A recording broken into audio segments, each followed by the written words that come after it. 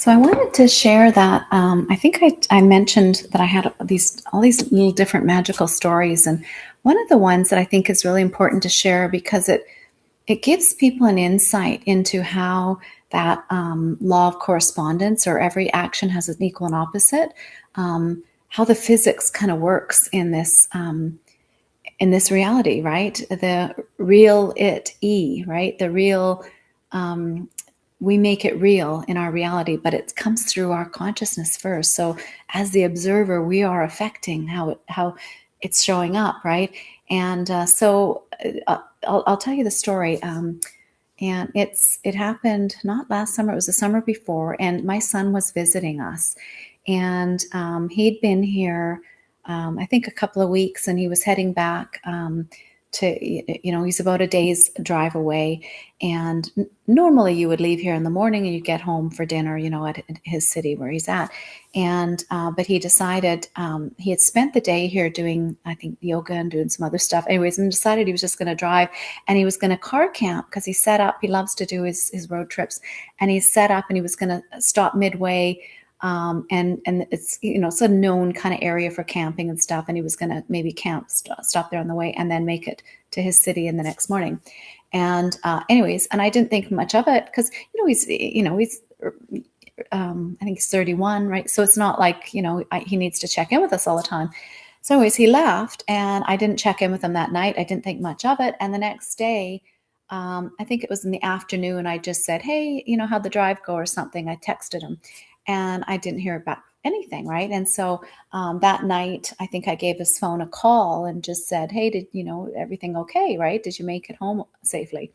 And because he'd had some car troubles, I think, earlier in the summer on his way. He went to Vancouver and had some car troubles there. And anyways, so we were still kind of concerned maybe about his car. And anyways, he didn't pick up. So I left a message, when you get this message, maybe just give me a text, let me know you're okay, thumbs up, it didn't really need much detail. Anyways, so I'm going to just kind of move the story along. But the next morning, nothing. I called him, nothing. And it was just going straight to voicemail or something. And normally, like, my son's on, he goes places and does things, and he's on his Instagram a fair bit, so I can usually see his activity. And he's usually very quick to respond back, or even, he'd pick up the phone, or at least see that he missed a call and text back, it's all good here. Anyway, and so then I got a hold of his friend in the city and said, have you heard from Jarrett yet? And no. And so after, I think it was 2 days had gone by at this point, and I hadn't told my husband. And that was the key, because I knew he was going to go into fear. And but I kind of was chill for a little bit, and then all of a sudden, after 2 days, I was going into fear, right? Because now all of a sudden I've got car breaking down, him going off the road, car accident. He's a pretty adventurous guy. He's one of these guys that goes out into the wilderness by himself. He hangs hammocks and trees, and he's a cliff diver. He's and he does these with his friends as well. But he actually, he goes out by himself too. Like, he's a very outdoorsy kind of guy, and and he loves hiking and stuff. And so my mind, oh my gosh, I would be a really great risk management person, because I can seriously think of all the wrongs that could go wrong with him and with anybody. Like, I see the risk. My husband, and this is why I was able to get into what it is I'm doing now. And I think, and really clean up a lot of timelines, because I can see all the potentials and in that space. And I just see them now as fear stories, and they're attached to backstories of things that the collective has done and created and put into the field. And so that's when we have, I'm going to say, expectations, this collective story, well, we'll call it the algorithms of all that's gone before, is fed into this, the expectation, and then it skews, right, what we expect from certain things. So anyways, so I suddenly went into a bit of a panic mode, and I thought, I've got to, meditate on this. And, but I think I mentioned it to my husband that morning. That's right. And he went, and he had to drive. We've got a town or a city the city that we used to live in is about 2 hours north of where we are. So he had an appointment there. So he left and he said, make sure, Deborah, that you reach him today. And if you can't reach him, you might need to make some phone calls to, police or something, and, to start looking into, missing people. And, my heart just went, oh my God. So he left and I went into a deep meditation. And in this meditation, I was given like this image of a compass needle, and I saw all these areas on the compass needle as, my gosh, I saw all the timelines of, all the things that could have happened. I saw him having an anaphylactic reaction to the oil of oregano that I gave him. I mean, how ridiculous was things like that? But that's what was happening in my brain. It was like all these possibilities, all these potentials, him getting mugged and robbed. And I mean, like, honestly, there was so many things in there that ridiculous, like overreaction kind of stuff, right? So I'm sitting there, and because I had lost my daughter in 2018, I had done a lot of work, a lot of meditations where I processed a lot of grief, and I had thought honestly that I had.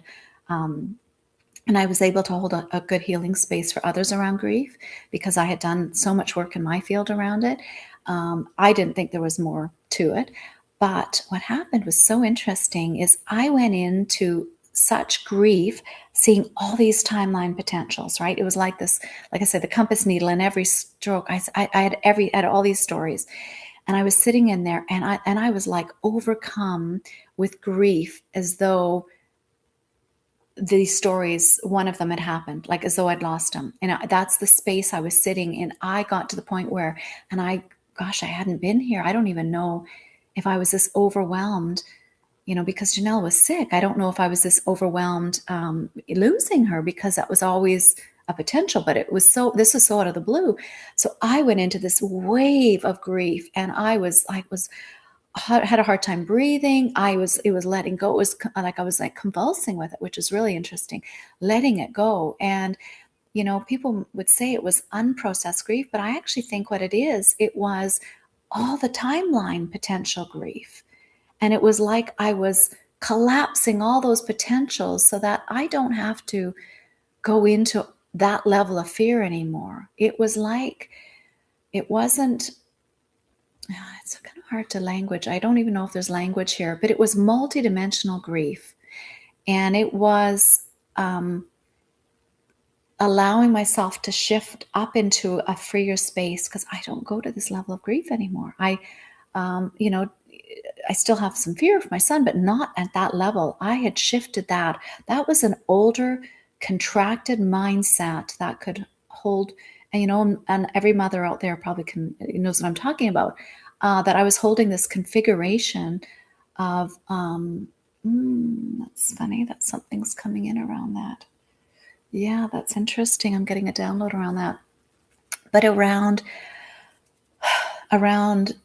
making up stories, right? And all the scary scripts, all the fear stories. It was like, oh yeah, we're collapsing something. So it was like all the mothers that have ever had those tragedies, happen, I was sitting in that space. So here I am, I'm in this meditation, my eyes are closed, and I'm crying. It's all moving through me, and it's, yeah, that was it.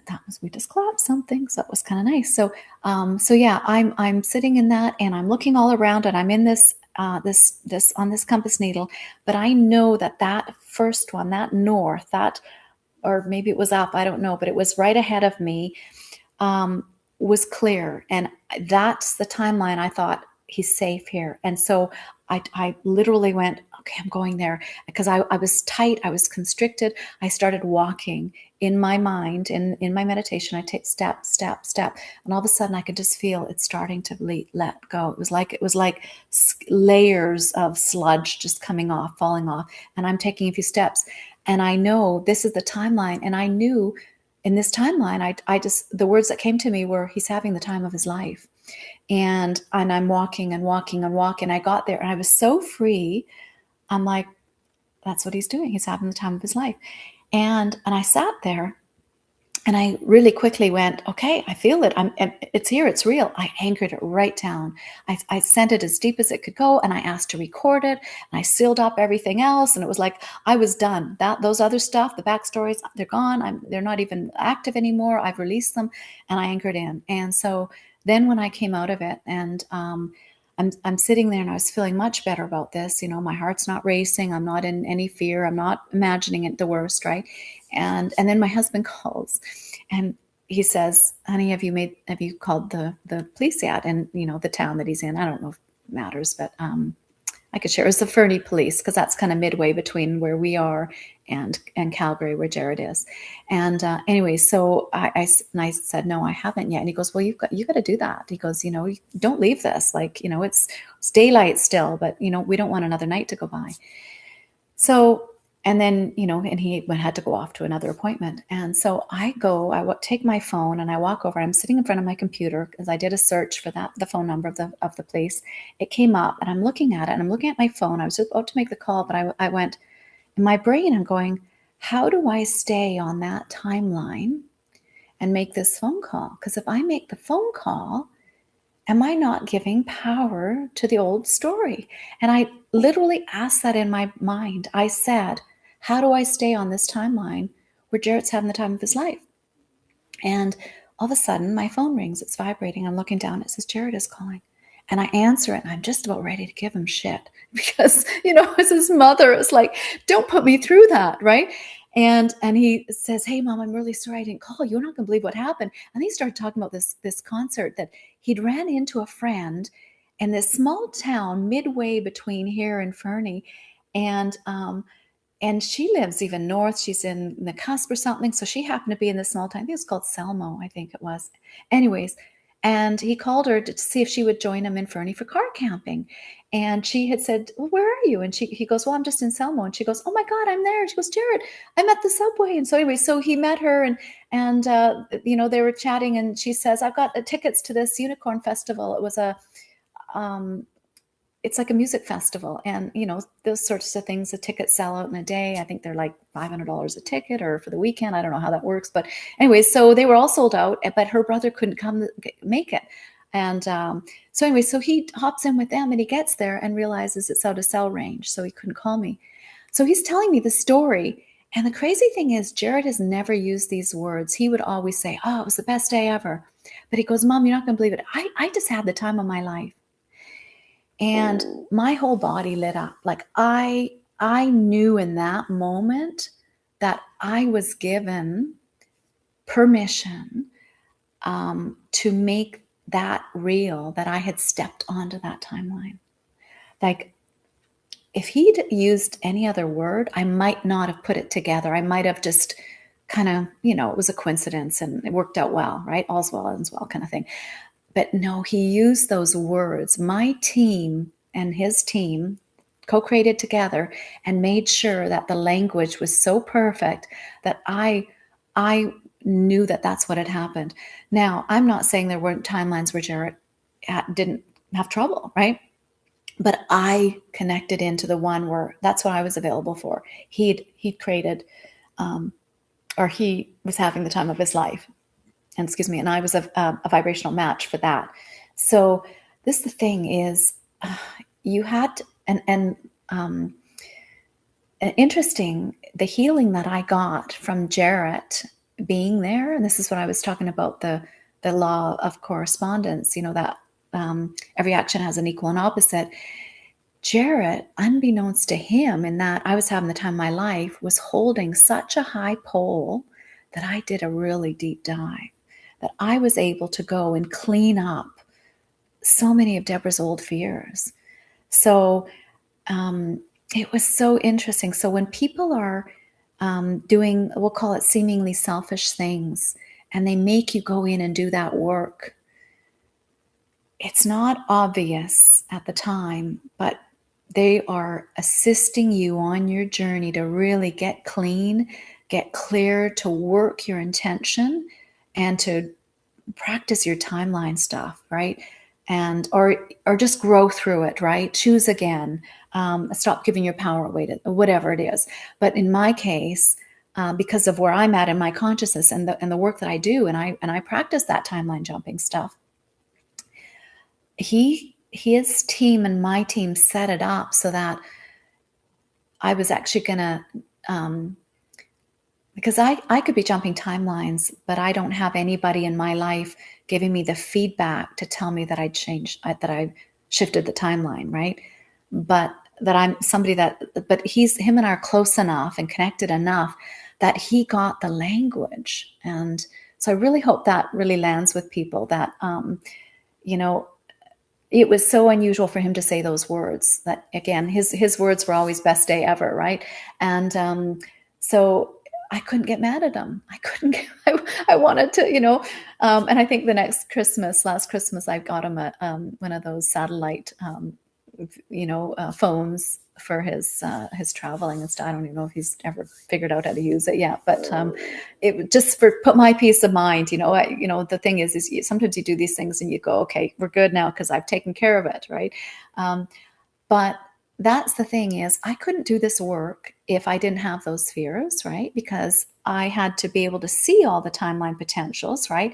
It's the scope of complexity and that's what the dark deep dives or the shadow stuff, us going into having all these lifetimes of where things happened where they weren't great, and they've caused trauma or suffering, but there's a lot of complexity in there that now humans have got this wide range of being able to sift and sort and dream things in, and in that space and that compass needle that I was on, it was so it was magical. That's all I can say. And I always joke that I had this as a kid. I had this invisible kangaroo, and that's a story. I'll share that story of how she got and how that came about, because that was a beautiful meditation that I did, where we were given gifts from the animal kingdom, and I had forgotten that I'd had an invisible kangaroo as a kid. But the week before we had healed shame, and I'll just do a quick abbreviation. But anyways, we had healed shame in a meditation the week before. And in this week, when we called in our inner child, she shows up in this jumper that I used to wear that had a zipper. It had one of those round circles. It was like this vinyl, very 70s. It was a polyester jumpsuit, but it had a red vinyl circle on it with a zipper going right across. And I used to joke that it was my invisible kangaroo pouch, right? And anyways, I'd forgotten all about that outfit. So when my image of my little girl came to me, I saw her in that outfit. And it was the first time I'd even thought about that outfit in years. And I just went, so in my mind, I just kind of gave her a hug and I just said, "How's Kanga?" And that my kangaroo was Kanga. And it was so funny. And then right away, the woman my friend facilitating the meditation said, "Oh, we're being called to anchor right into Gaia because she's got a gift for us." So we anchored down, and then she, I'm down there, and she goes, "Oh, it's a creature from the animal kingdom."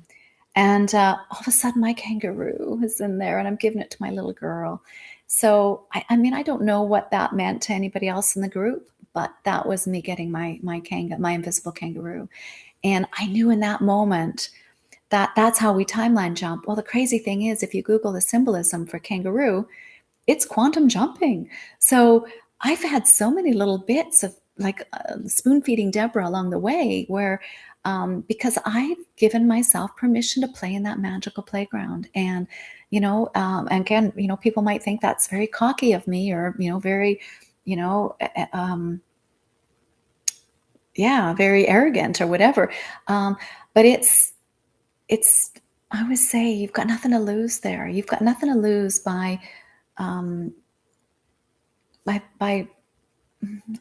going to say taking the lid off the flea in the cup, right? And just allow and see what happens, right? And that whole realization, actualization, there is the eyes. It's the eyes. It's the what are you available to see, right?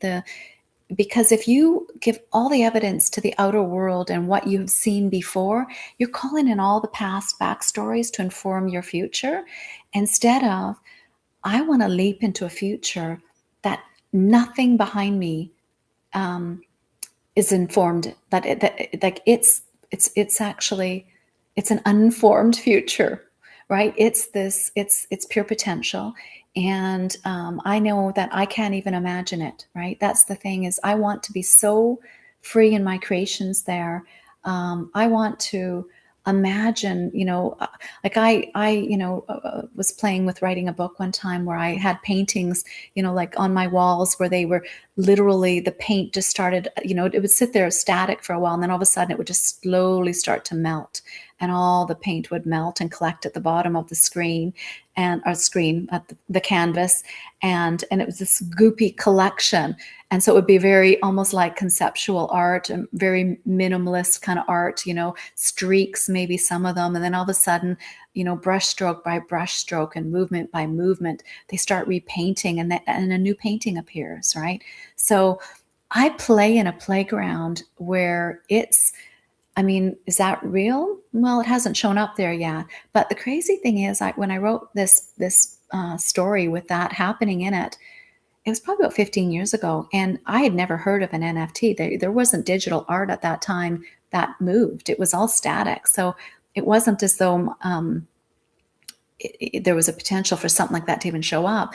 But now we've got moving art on digital screens, which is interesting. It's not quite the same, but maybe that's next. Maybe there's going to be artists that are going to figure out how to move paint. I mean, I don't know, right? I just want to be available for, because we know, there's the telepathy tapes are showing us that telepathy now is a thing, and those, a lot of autistic kids are communicating that way, and so. And kids, in some of these special schools where they do things, right? So I just want to imagine, because we know, spontaneous remissions, spontaneous healings, we just want to be so miracle minded that we're available for it, right? I'm not going to say it can't exist. I'm still really anchored into this world. Like, I'm grounded. I exist. I cook, I clean, I go about my day. I'm out in the world. I have relationships that are very 3D, right? But I won't even share these stories with I would say most of the people I know, because it sounds pretty loony. But I'm sharing this with my quantum world, right? With those people that are part of the soul family that know what I'm talking about, because this isn't for everybody. Not everybody came in to co-create in a quantum way, but those of us that did, it's a beautiful playground, right? It's a beautiful it's how we're creating this new world, right? And so, it's so funny. I'd had a real wave of heat just washing me, and I don't get hot flashes anymore. It's been years, but yeah. So there's something about this, about me being seen. Yeah, I'm just going to allow it to wash through me.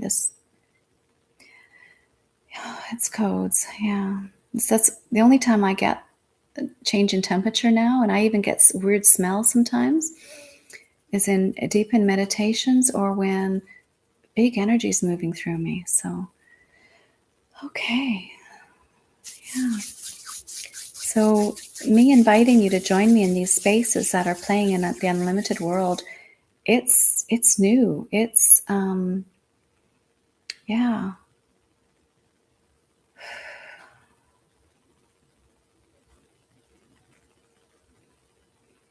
Yeah. This is the space I think I'm holding here. I don't know if you can feel it, but it's a currency going straight up and down my spine, and it's going up and down our pillars. For those of you that can feel it.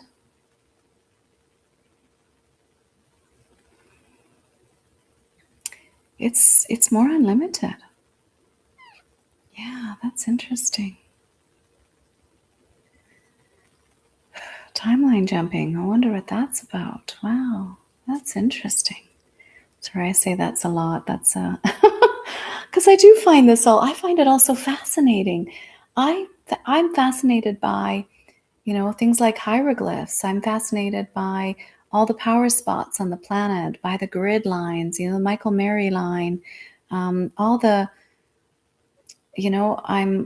I don't go too deep into the understandings of the people that have explored them in the past, because I understand that's the level of the consciousness that they had available to interpret them at the time. And it's the same thing with all those, with numerology and palmistry and astrology.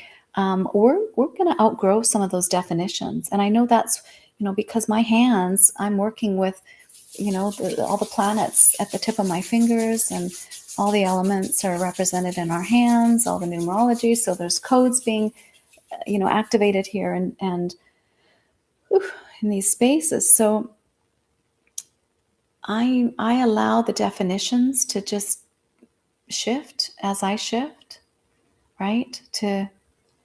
You know, um, to evolve, right? Because that's what we're at a really fast track to our evolution right now.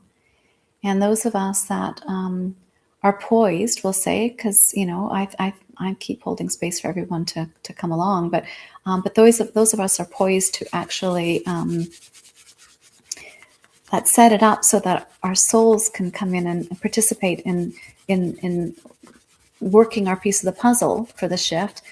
I mean, I do think everybody, even the ones that don't appear to be doing their piece of the puzzle, are going to probably come in at the very end and do some, really interesting, I'm going to say backdoor stuff. That's part of my script. I'm holding space for them all to come in and be their own hero, right? So everyone gets to, participate in the hero's journey.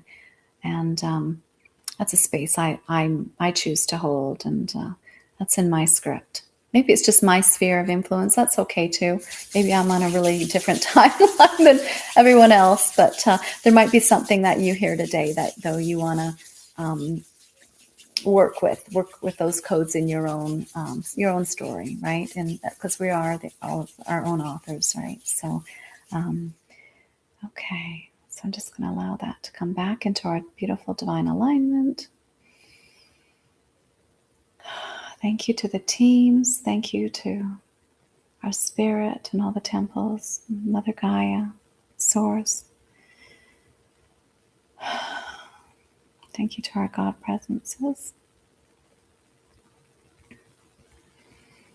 May this integrate with grace, ease, light, and love, and divine empowerment. I'm going to anchor this down and ask to record it and make it accessible from all those that are ready. Okay, wow, that's it. So fun. Thank you for listening. I think that was a kind of an interesting story about timeline jumping, and that was a really nice confirmation for me, which again gave me more permission to do it. So yeah. So sending love. Thank you.